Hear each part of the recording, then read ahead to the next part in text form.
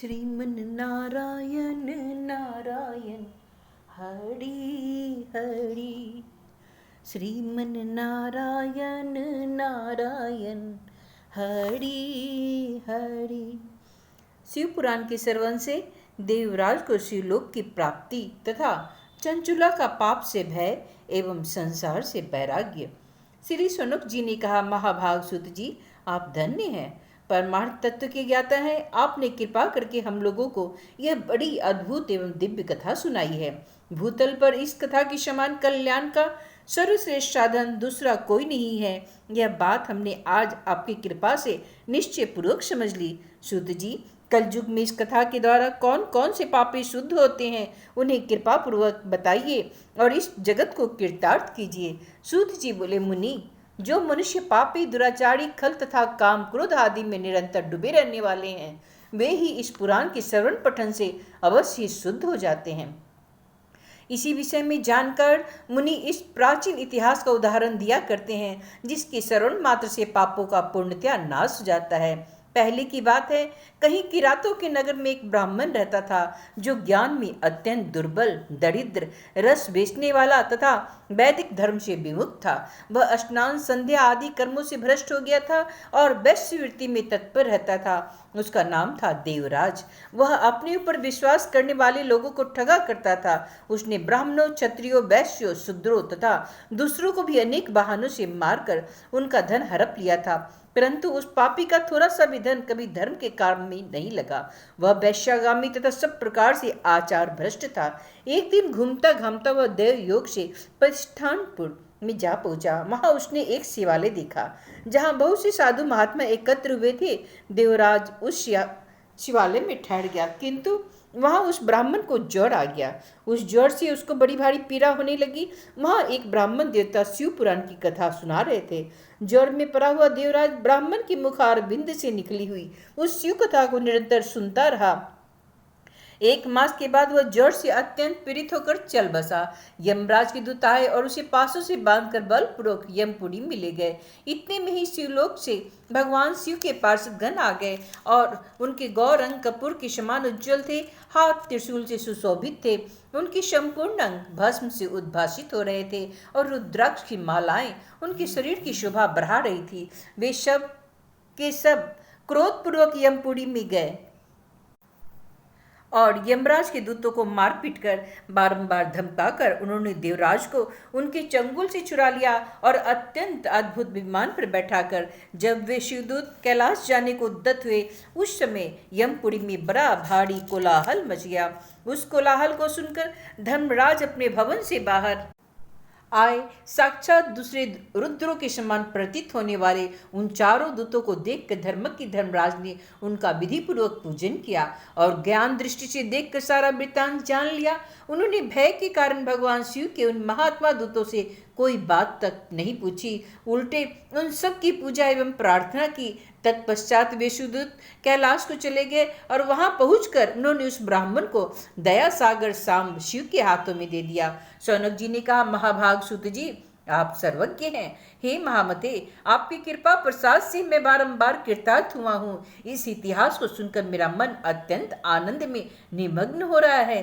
अतः अब भगवान शिव में प्रेम बढ़ाने वाली शिव संबंधिनी दूसरी कथा को भी कहिए। श्री सूत जी बोले, शौनक सुनो, मैं तुम्हारे सामने गोपनीय कथा वस्तु का भी वर्णन करूंगा, क्योंकि तुम शिव भक्तों में अग्रगण्य तथा वेद वेताओं में श्रेष्ठ हो। समुद्र के निकटवर्ती प्रदेश में एक बाष्कल नामक ग्राम है, जहाँ वैदिक धर्म से विमुख महापापी द्विज निवास करते हैं। वे सब के सब बड़े दुष्ट हैं। उनका मन दूषित विषय भोगों में ही लगा रहता है।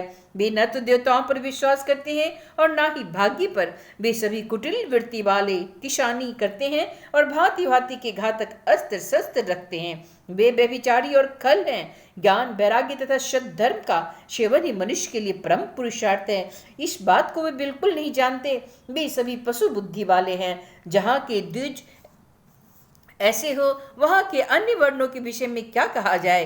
अन्य वर्ण के लोग भी उन्हीं की भांति कुत्सित विचार रखने वाले, स्वधर्म विमुख एवं खल हैं। बेसधा कुकर्म में लगे रहते हैं और नित्य विषय भोगों में ही डूबे रहते हैं। वहाँ की सब स्त्रियां भी कुटिल स्वभाव की, स्वेच्छाचारणी, पापासक्त, कुत्सित विचार वाली और व्यभिचारणी है। वे सद्व्यवहार तथा सदाचार से सर्वथा शून्य है। इस प्रकार वहाँ दुष्टों का ही निवास है। उस बाष्कल नामक ग्राम में किसी समय एक बिंदुक नामधारी ब्राह्मण रहता था। वह बड़ा अधम था, दुरात्मा और महापापी था। यद्यपि उसकी स्त्री बड़ी सुंदरी थी तो भी वह कुमार्ग पर ही चलता था। उसकी पत्नी का नाम था चंचुला। वह सदा उत्तम धर्म के पालन में लगी रहती थी, तो भी उसे छोड़कर वह दुष्ट ब्राह्मण वैश्यगामी हो गया। इस तरह कुकर्म में लगे हुए उस बिंदुक के बहुत वर्ष व्यतीत हो गए। उसकी स्त्री चंचुला काम से पीड़ित होने से, स्वधर्म नाश के भय से कलेश सहकर भी दीर्घ काल तक धर्म से भ्रष्ट नहीं हुई, परंतु दुराचारी पति के आचरण से प्रभावित हो आगे चल करके वह स्त्री भी दुराचारणी हो गई। इस तरह दुराचार में डूबे हुए उन मूढ़ चित्त वाले पति पत्नी का बहुत सा समय व्यर्थ बीत गया। तदंतर शूद्र जातीय वैश्य का पति बना हुआ वह दूषित बुद्धि वाला दुष्ट ब्राह्मण बिंदुक क्षम्यानुसार मृत्यु को प्राप्त हो नरक में जा पड़ा। बहुत दिनों तक नरक में के दुख भोग कर वह मूढ़ बुद्धि पापी विंध्य पर्वत पर भयंकर पिशाच हुआ। इधर उस दुराचारी पति बिंदु के मर जाने पर उस मूढ़ हृदया चंचुला बहुत समय तक पुत्र के साथ अपने घर में ही रही। एक दिन देव योग से किसी पुण्य पर्व के आने पर वह स्त्री भाई बंधु के साथ गोकर्ण क्षेत्र में गई।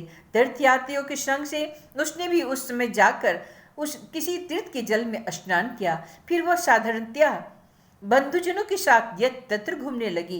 घूमती घामती किसी देव मंदिर में गई और वहां उसने एक देवज्ञ ब्राह्मण के मुख से भगवान शिव की परम पवित्र एवं मंगल कारणी उत्तम पौराणिक कथा सुनी। कथावाचक ब्राह्मण कह रहे थे, जो स्त्रियां पर पुरुषों के साथ व्यभिचार करती है वे मरने के बाद जब यमलोक में जाती है तब यमराज के दूत उसकी योनि में तपे हुए लोहे की परीत डालते हैं। पौराणिक ब्राह्मण के मुख से यह वैराग्य बढ़ाने वाली कथा सुनकर चंचुला भय से व्याकुल हो गई और वह कांपने लगी। जब कथा समाप्त हुई और सुनने वाले सब लोग वहां से बाहर चले गए तब वह भयभीत नारी एकांत में शिवपुराण की कथा बांसने वाले उन ब्राह्मण देवता से बोली। चंचुला ने कहा, ब्राह्मण, मैं अपने धर्म को नहीं जानती थी, इसलिए मेरे द्वारा बड़ा दुराचार हुआ है। स्वामीन, मेरे ऊपर अनुपम कृपा करके आप मेरा उद्धार कीजिए। आपके वैराग्य रस से उत्प्रोत इस प्रवचन को सुनकर मुझे बड़ा भय लग रहा है। मैं कांप उठी हूँ, मुझे इस संसार से वैराग्य हो गया है। मुझ मूढ़ चित्त वाली पापनी को धिक्कार है। मैं सर्वथा निंदा के योग्य हूँ, कुत्सित विषयों में फंसी हुई हूँ और अपने धर्म से विमुख हो गई हूँ। हाय, न जाने किस किस घोर कष्टदायक दुर्गति में मुझे पड़ना पड़ेगा और वहाँ कौन बुद्धिमान पुरुष कुमार्ग में मन लगाने वाले मुझ पापनी का साथ देगा। मृत्यु काल में उन भयंकर यमदूतों को मैं कैसे देखूंगी जब वे बलपूर्वक मेरे गले में फंदे डालकर मुझे बांधेंगे।